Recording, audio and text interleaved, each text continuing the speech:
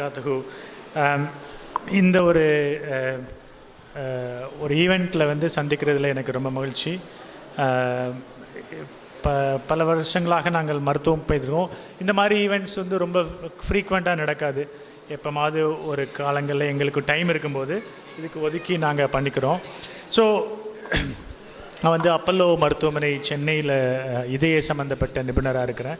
So இன்றைக்கி என்னுடைய main talk வந்து இதய சம்மந்தப்பட்ட வியாதிகளை எப்படி நம்ம வந்து வராமல் தடுக்கலாம், என்னென்ன பண்ணால் இதய சம்மந்தப்பட்ட வியாதிகள் தடுக்கலாம், ஒருவேளை இதய சம்மந்தப்பட்ட வியாதி வந்திருந்தாலும் அதனால நம்ம இது வந்து உயிர் போகிறதுங்கிறது ஒரு பக்கம் இருந்தாலும் பட் அதுக்கு சரியான மருத்துவம் எடுத்துக்கிட்டிங்கன்னா அதனால நீங்கள் வந்து அஃபெக்ட் ஆக வேண்டாம், நார்மலான உங்கள் லைஃப்பை ஃபாலோ பண்ணலாம். அந்த ரெண்டு முக்கியமான பாயிண்ட்டை நீங்கள் புரிஞ்சுக்கணும்.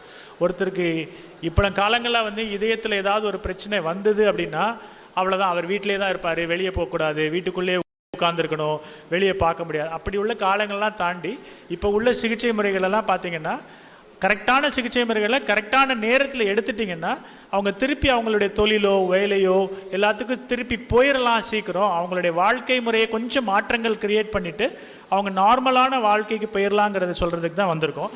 ஸோ பர்டிகுலர்லி கொஞ்சம் இந்த படங்களெல்லாம் போட்டு உங்களுக்கு காட்டிடுறேன் முதல்ல. ஸோ இதயம் அப்படிங்கிறது வந்து எல்லா தசைகள் மாதிரி இதயத்துங்கிறது ஒரு தசை தான். நம்ம கையில் இருக்கிற மசில்ஸு, காலில் மசில்ஸ் இருக்குது, எல்லாத்துலேயும் மசில்ஸ் இருக்குது. இது வந்து ஒரு ஸ்பெஷலைஸ்டு மசில். இது வந்து ஒரு கொஞ்சம் டெக்னிக்கலாக கொஞ்சம் ஸ்பெஷலைஸ்டாக இருக்கிற சதை பிடிப்பு தான். ஆனால் நார்மலாக கையில் உள்ள சதையெல்லாம் நீங்கள் கையில் ஏதாவது தூக்குனீங்கன்னா கதை ஒர்க் ஆகும், அப்படி இல்லைன்னா கை அப்படி இருக்குது, சதை வந்து அப்படி இருக்கும். ஆனால் இதயம் அப்படி கிடையாது. காலை மாலை இரவு தூங்கினாலும் முழிச்சிருந்தாலும் அது வந்து அதனுடைய வேலையை செஞ்சுக்கிட்டே இருக்கும். அதுதான் அதனுடைய முக்கியமான விஷயம். அது இதய துடிப்பு வந்து நம்மளுடைய லைஃப் லைன் அப்படின்னு சொல்லுவோம். அதனுடைய சைஸ் பார்த்திங்கன்னா 250 கிராம் தான். உங்கள் பாடியில் 60 கிலோ ஒருத்தர் இருக்கிறார் அப்படின்னா இதயம் வந்து 300 கிராம், 250லேருந்து 300 கிராம் தான் வரும். அதனுடைய அளவு வந்து அவ்வளோ சின்னது. கல்லீரல் பார்த்திங்கன்னா 1 கிலோ 1.25 கிலோ அப்படின்னு சொல்லலாம். கிட்னி அதோட. ஸோ ஆனால் இதயம் வந்து 250 கிராம் தான். ஆனால் அதனுடைய வேலை வந்து ரொம்ப ரொம்ப அதிகம். அதுக்கு நம்ம கொடுக்கப்பட்ட வேலைகள் வந்து மற்ற எல்லா ஆர்கனை விட அதுக்கு ரொம்ப ரொம்ப அதிகம். அது வந்து இரத்த ஓட்டத்தை வந்து கம்ப்ளீட்டாக சீரமைப்பாக வச்சுருக்குது. அந்த இரத்த ஓட்டத்தை சீரமைப்பாக வைக்கிறதுக்கு உள்ள பிரச்சனைகள் என்ன மாதிரிலாம் வரலாம் இதயத்துக்கு அப்படின்னு பார்க்கணும். முதல்ல பார்த்திங்கன்னா உலகம் முதுக்கையிலையும் பார்த்திங்கன்னா இதய சம்மந்தப்பட்ட வியாதிகள் அப்படின்னா முதல்ல சொல்கிறது கொரோனரி ஆர்டரி டிசீஸ் அப்படின்னோம். அப்படின்னா இரத்த குழாய் அடைப்பு. இதயம் வந்து சரியாக வேலை பார்க்குறதுக்கு சின்ன சின்ன இரத்த குழாய்கள் இதயத்துக்கு சப்ளை பண்ணுது மருந்தை, அந்த நியூட்ரியன்ஸ் கொடுக்குது. அந்த இரத்த குழாய்கள் அடைப்பு வரும்போது தான் ஹார்ட் அட்டாக் அப்படின்னு சொல்லக்கூடியது இரத்த குழாய் அடைப்புன்னு சொல்லுவோம். அதுக்கு வேறு வேறு நேம் இருக்கும். இஸ்கீமிக் ஹார்ட் டிசீஸுமோ கொரோனரி ஆர்டரி டிசீஸுமோ. அப்படின்னா இரத்த குழாய்கள் சின்ன சின்ன இரத்த குழாய்களில் அடைப்பு வருது. அது எதனால் வருதுங்கிறது அடுத்த ஸ்டேஜில் உங்களுக்கு சொல்கிறேன். அடுத்து பார்த்திங்கன்னா வேல்வு சம்மந்தப்பட்ட இதயத்துக்குள்ளே 4 வேல்வு இருக்குது. அது ஓப்பன் ஆகும், க்ளோஸ் ஆகும். அதில் உள்ள பிரச்சனைகள் வர்றது வேல்வு சம்மந்தப்பட்ட வியாதி. அதுக்கு முக்கியமான காரணம் இந்தியாவில் பார்த்திங்கன்னா ருமேட்டிக் ஹார்ட் டிசீஸ்ன்னு சொல்லுவோம். அதாவது ருமேட்டிக் ஃபீவர் சின்ன வயசில் வந்திருக்கிறவங்களுக்கு அந்த வால்வில் வந்து டேமேஜ் ஆகி வரலாம். அதுதான் முக்கியமான காரணம். இது போக இதயத்துக்குள்ளே எலக்ட்ரிக்கல் ஒயரிங்லாம் போயிட்டுருக்குது. நம்ம எப்படி வீட்டில் எலக்ட்ரிக்கல் ப்ளம்பிங் இருக்குது அதே மாதிரி எலக்ட்ரிக்கல் ஒயர் இதயத்துக்குள்ளே அதுலேயும் பழுதடையலாம். ஸோ இதயம் வந்து திடீர்னு அதிகமாக துடிக்கலாம் அல்லது ரொம்ப கம்மியாக துடிக்கலாம். அது எலக்ட்ரிக்கல் ப்ராப்ளம் அப்படின்னு சொல்லுவோம். ஆனால் இதனுடைய முக்கியமான ஃபஸ்ட்டு பார்த்திங்கன்னா ரெண்டாவது இதயம் வீங்கி போகிற வியாதிகள். அதாவது இரத்த குழாய் அடைப்பு இல்லாமல் இதயத்தில் சில வீக்கங்கள் வரலாம். ஆனால் ரொம்ப ரொம்ப சின்ன குழந்தைகளுக்கெல்லாம் பிறக்கும் போதே சின்ன ஹோல் வரலாம். அது விதமான ப்ராப்ளம். ஸோ இதயம் தான் 250-300 கிராம் இதயத்துக்குள்ளே இந்த மாதிரி விதவிதமான ப்ராப்ளம் வரலாம். ஸோ இதய வியாதிங்கிறது ஒரு விஷயம் இல்லை, நிறைய பலதரப்பட்ட பிரச்சனைகள் இருக்கலாம். ஆனால் நம்ம முக்கியமான பார்க்க போகிறது வந்து அந்த கொரோனரி ஆர்டரி டிசீஸ், இதய இரத்த குழாய் அடைப்பு என்ன காரணங்களால் ஒருத்தருக்கு வரலாம் அப்படின்னு சொல்லலாம். ஸோ பார்த்திங்கன்னா இப்போ மேலை நாடுகள், அதாவது வெஸ்டர்ன் கண்ட்ரீஸ்லாம் சொல்கிறோம் இல்லையா, அங்கெல்லாம் வந்து நான் ஃபார் எக்ஸாம்பிள் நம்ம யூகேயில் நான் ஒர்க் பண்ணும்போது யூஸ்வலாக நாங்கள் வார்டு ரவுண்ட்ஸ் போகிறோம் அப்படின்னா எங்கள் கார்டியாலஜி வார்டுக்குள்ளேயோ ஐசியூக்குள்ளேயோ போகிறோம் அப்படின்னா ஆவரேஜாக ஒருத்தருடைய வயசு பார்த்திங்கன்னா 60 வயது அந்த மாதிரி இருக்கும். ஆனால் இந்தியாவில் வந்து ஆவரேஜாக 10 வயது கம்மியான அவங்களோட கம்மி பண்ணுறவங்களுக்கே இந்தியாவில் இதய வியாதிகள் வருது. ஸோ இங்கே வந்து 40 வயதுகளெல்லாம் இதய வியாதி ரொம்ப காமன். இப்போ மேலை நாடுகளில் 40 வயசில் ஒருத்தருக்கு இதய வியாதியே வர்றது ரொம்ப ரொம்ப ரேர். ஸோ இங்கே வந்து ரொம்ப காமன். ஏன் இந்தியாவில் இவ்வளோ அதிகமான இதய சம்மந்தப்பட்ட வியாதிகள் வர்றதுக்கு சில காரணங்கள் இருக்குது. அதை பற்றி சொல்லணும்னா பார்த்தீங்கன்னா, ஒரு இந்தியாவை பொறுத்த வரைக்கும் 33 செகண்டில் ஒருத்தர் வந்து இதய சம்பந்தப்பட்ட வியாதியால் மௌத்தாயிடுறார், இறந்து போயிடுறார். ரெண்டாவது, நீங்கள் வந்து இந்த மாதிரி டவுன் சிட்டியில் வேலை இருக்கிறவங்களுக்கு 3 டைம்ஸ், அதாவது 3 தடவை அதிகமான இதய வியாதிகள் வருது வில்லேஜில் இருக்கிறவங்களோட, அப்படிங்கிறதும் ஸ்டாட்டிஸ்டிக்ஸில் சொல்லியிருக்காங்க. ஸோ என்னென்ன காரணங்களால் இந்தியாவில் இதய சம்மந்தப்பட்ட வியாதி அதிகம்னு பார்த்தீங்கன்னா, நம்ம டாக்டர் நவாஸ் சொன்ன மாதிரி சுகர், டயபெட்டிஸ். நீங்கள் வேறு ஒவ்வொரு இடத்துலையும் போட்டிங்கன்னா ஒவ்வொரு நேம் கொடுப்பாங்க. ஒருத்தர் சுகரும்பார், ஒருத்தர் டயபெட்டிஸ்பார், ஒருத்தர் சக்கரை வியாதிம்பார், ஒருத்தர் நீரிழிவும்பாங்க. இது எல்லாமே ஒரே விஷயந்தான். உங்களுடைய உடம்பில் அந்த சுகருடைய அளவு அதிகமாக இருக்கிறது தான். இது வந்து இந்தியாவில் வந்து ரொம்ப ரொம்ப காமன். அதாவது 2030 வந்து வேர்ல்டில் உள்ள 50% டயபெட்டிஸ் வந்து இந்தியாவில் தான் இருக்க போகுது. ஸோ இந்தியாவுடைய மக்கள் தொகையிலேயே கிட்டத்தட்ட 20-30% மக்களுக்கு வந்து டயபெட்டிஸ் இருக்குது இப்போதைக்கு. ஆனால் அவர் சொன்ன மாதிரி நார்மலாக அதை டயக்னோஸ் பண்ணுறதுக்கே 5 வருஷம் 10 வருஷம் 5 வருஷம் 6 வருஷம் ஆயிரும். ஸோ நீங்கள் முதல்ல உங்களுக்கு ஒருத்தர் சுகர் இருக்குன்னு கண்டுபிடிக்கும் போதே கிட்டத்தட்ட 5 வருடங்கள் உங்களுக்கு சுகர் இருக்குது அப்படின்னு தெரிஞ்சுக்கணும். அந்த சுகரை எப்படி கண்ட்ரோல் பண்ணுறதுக்கு ரொம்ப ரொம்ப முக்கியம். அதுக்கு முக்கியமான விஷயம் நம்மளுடைய சாப்பாட்டுக்கு, அந்த ட்ரெடிஷ்னல் ஹேபிட், ஃபுட் ஹேபிட். அதாவது நம்மளுடைய சாப்பாடில் வந்து இந்த கார்போஹைட்ரேட் அப்படின்னு சொல்கிறது வந்து நம்ம அதிகமாக சாப்பிட்றோம். அதாவது மாவுச்சத்து அப்படிங்கிறது அதிகமாக சாப்பிட்றதுனால சுகர் அதிகமாகுது. ஸோ இப்போ உள்ள காலங்களில் நம்ம எப்படி சொல்கிறோம்னா பேலன்ஸ் டயட் அப்படிங்கிறோம். மாவுச்சத்தை குறைச்சிட்டு புரதச்சத்து, புரோட்டீன் அதிகமாக சாப்பிடணும். ஃபார் எக்ஸாம்பிள் சிக்கன் நீங்கள் நிறைய சாப்பிட்டுக்கலாம், ஏன்னா அது புரதச்சத்து. ஆனால் அரிசி, கோதுமை, அந்த மாதிரி மாவு சத்துக்களை கொஞ்சம் குறைத்து விடணும். இதுதான் சுகருக்கு ரொம்ப ரொம்ப முக்கியமான விஷயம். ரெண்டாவது, இந்தியாவில் வந்து இன்னும் அந்த நடைப்பயிற்சி, அதாவது ஃபிசிக்கல் ஆக்டிவிட்டின்னு சொல்கிறோம் இல்லையா, அது எவ்வளோ இம்பார்ட்டன்ட்ங்கிறது இன்னும் புரியலை மக்களுக்கு. அந்த விழிப்புணர்வு வரணும். ஒருத்தர் வந்து ஒரு நாளைக்கு at least minimum world health organisation என்ன சொல்கிறாங்கன்னா 40-45 நிமிடங்களாவது நடைப்பயிற்சி, அதுக்கு ஈக்குவலண்டாக ஏதாவது ஒரு உடம்பை அசைச்சு நீங்கள் பண்ணணும். அது பண்ணாதான் காலங்கள் ஓடும்போது உங்களுடைய சுகர், கொலஸ்ட்ரால், பிபி எல்லாமே கண்ட்ரோல் பண்ணும். இது எல்லாத்துக்குமே வந்து நடைப்பயிற்சி ரொம்ப ரொம்ப ரொம்ப முக்கியம். அது நீங்கள் நிறைய பேர் சொல்லுவாங்க எனக்கு நடக்கிறதுக்கு டைம் இல்லை.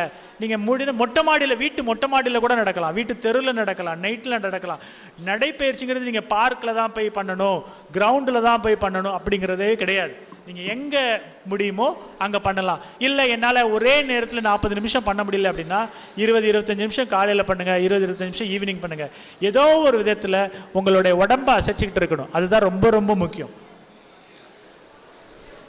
ரெண்டாவது, நம்மளுக்கு அந்த அதாவது ஹெரிடிட்டரி காஸ் அப்படின்னு சொல்லுவோம். அதனோட முக்கியமான காரணங்கள் பார்த்திங்கன்னா, ஏன் இதய சம்மந்தப்பட்ட வியாதி வருதுன்னா ஸ்மோக்கிங், அதாவது புகைப்பழக்கம். இப்போ அட்லீஸ்ட் நல்ல விஷயம், நிறைய மக்கள் வந்து அதனுடைய அவேர்னஸ் ஆகி புகைப்பழத்தை குறைச்சிட்டாங்க. முன்னாடி மாதிரி புகைப்பழக்கம் அவ்வளோ காமனாக இல்லை இந்தியாவில்.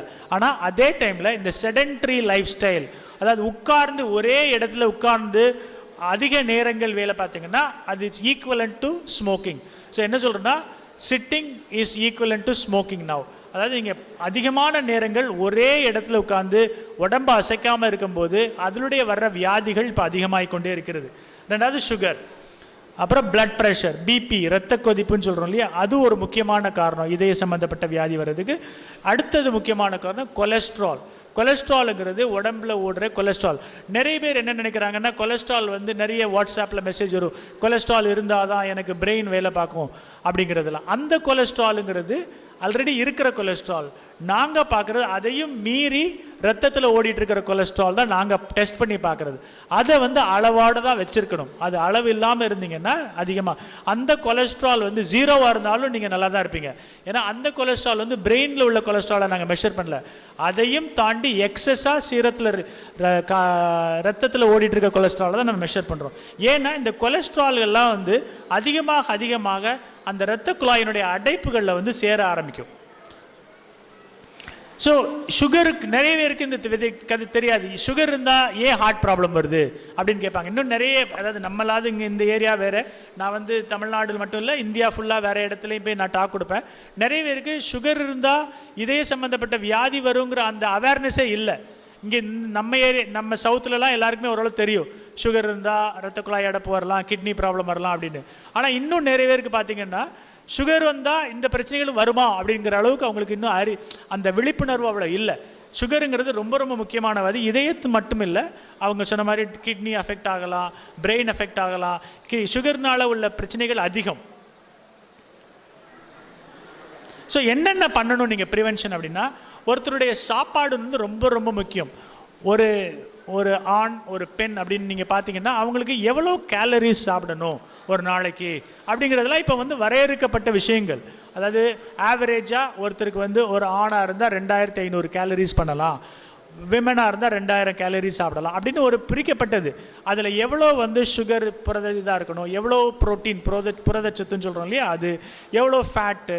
முன்னாடி காலங்களில் வெறும் ஃபேட்டை மட்டும்தான் குறைச்சிட்டு இருந்தோம், அதனால சுகர் அதிகமாச்சு. இப்போ என்ன சொல்கிறோம், ஃபேட் அப்படின்னு சொல்லக்கூடிய கொழுப்பு சத்து வந்து ஓரளவு சாப்பிடலாம், ஆனால் வந்து ரொம்ப அதிகமாக சாப்பிடக்கூடாது. அதனால சுகரை வந்து குறைச்சிக்கிறது நல்லது அப்படின்னு சொல்கிறோம். முக்கியமான விஷயங்கள் ஃபைபர் அப்படின்னு சொல்லக்கூடிய ஃபைபர் டயட் ரொம்ப ரொம்ப முக்கியம். ஃபைபர் அப்படிங்கிறது அது எப்படிமா சொல்லுவாங்க தமிழில், நார் சத்து. நார் சத்துங்கிறது வந்து நிறைய இதில் இருக்குது, வெஜிடபிளில் இருக்குது, நிறைய விஷயங்களில் நார் சத்து இருக்குது. ஏன் அந்த நார் சத்து இம்பார்ட்டன்ட்னா, இந்த மற்ற விஷயங்கள் வந்து உடம்புல அப்சார்ப் ஆகாமல் நார் சத்து குறைக்கும். பழ வகைகள், வெஜிடபிள், அதாவது காய்கறிகள் நிறைய சாப்பிட்றது, அது ஏன் முக்கியம் அப்படிங்கிறது சொல்கிறோம்.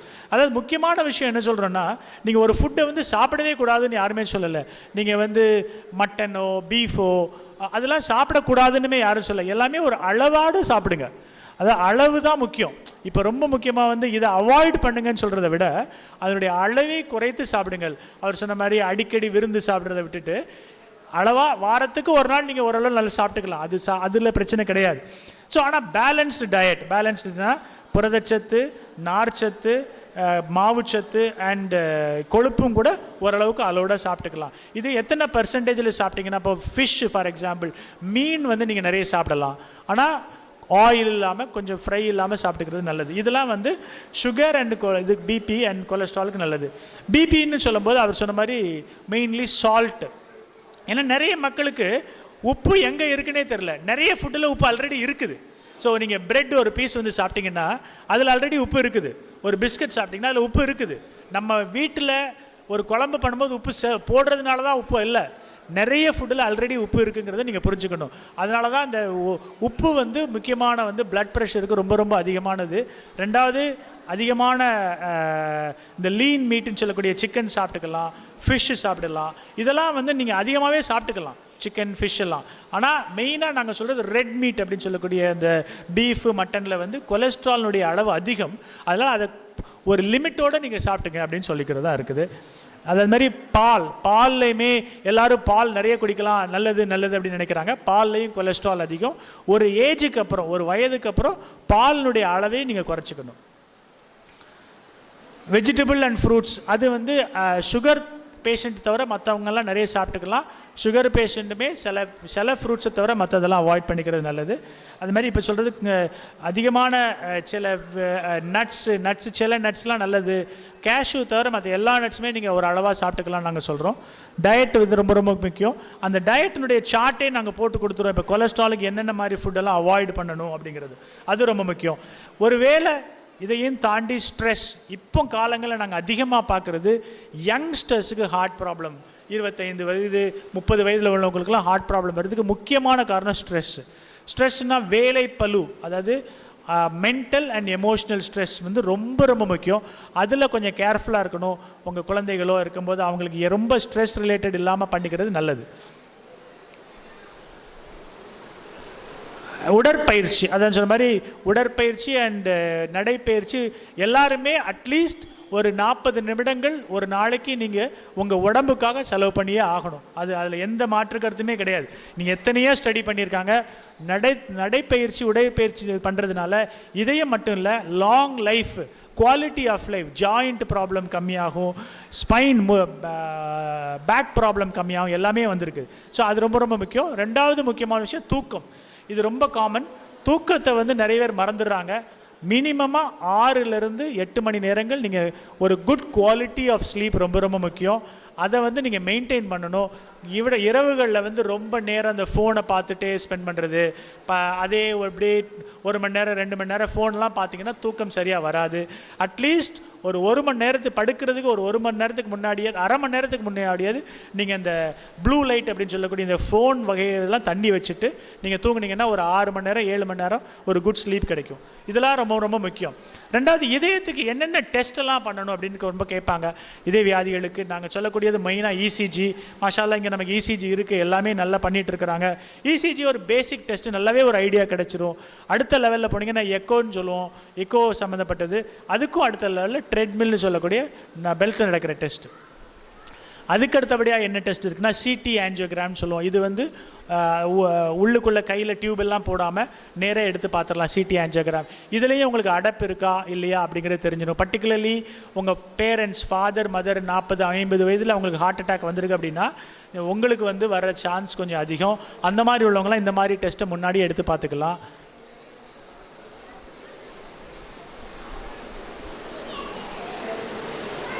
ரெண்டாவது, இப்போ உள்ள காலங்களில் இப்போ ஆஞ்சியோகிராம்னு இது நாங்கள் பண்ணக்கூடிய ப்ரொசீஜர்.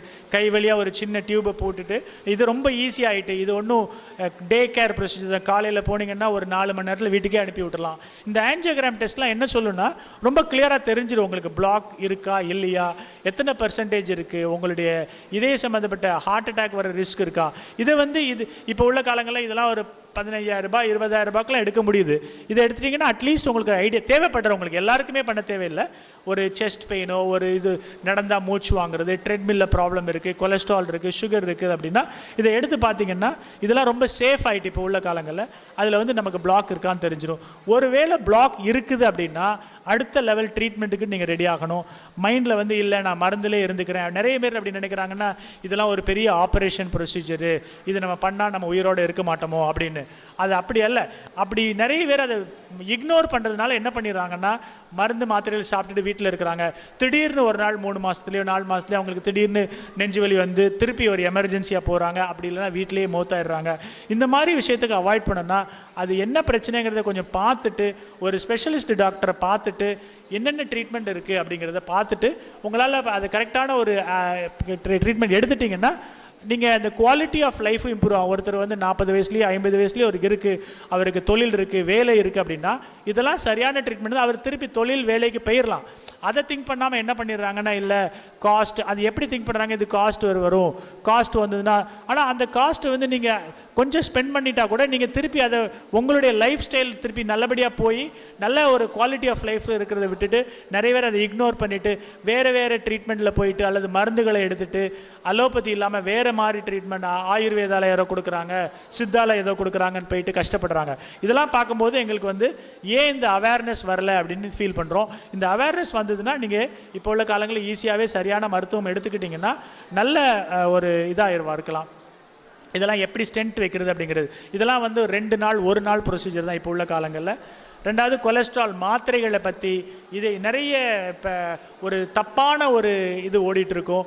அதெல்லாம் வந்து நீங்கள் ஒரு நல்ல ஒரு டாக்டர், உங்களுக்கு ட்ரஸ்டான டாக்டர், மோஸ்ட் நம்ம மாதிரி சவுத்துலலாம் பார்த்திங்கன்னா இப்போ நம்ம நார்த் இந்தியாவோட சவுத் இந்தியாவில் வந்து டாக்டர்ஸ்லாம் ரொம்ப குவாலிட்டியாகவும் இருப்பாங்க. ரெண்டாவது, ஓரளவு நம்ம வந்து கரெக்டான மருத்துவத்தை சொல்லுவாங்க.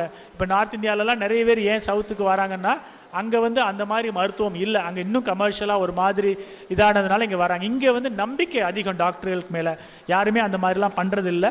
ஆனால் சில விஷயங்கள் நடந்துகிட்டு இருக்கலாம், இல்லைன்னு சொல்லலை, எதுவுமே 100% பெர்ஃபெக்ட்னு சொல்ல முடியாது. ஆனால் அதெல்லாம் கொஞ்சம் புரிஞ்சுட்டு கொஞ்சம் நீங்கள் அனலைஸ் பண்ணிங்கன்னா இதெல்லாம் ஈஸியாக ட்ரீட் பண்ணிக்கலாம். மாஷா அல்லாஹ். தேங்க்யூ. ஜஸாக் அல்லாஹ் ஹைர். I don't want to take more time. Thank you so much. அஸ்ஸலாமு அலைக்கும்.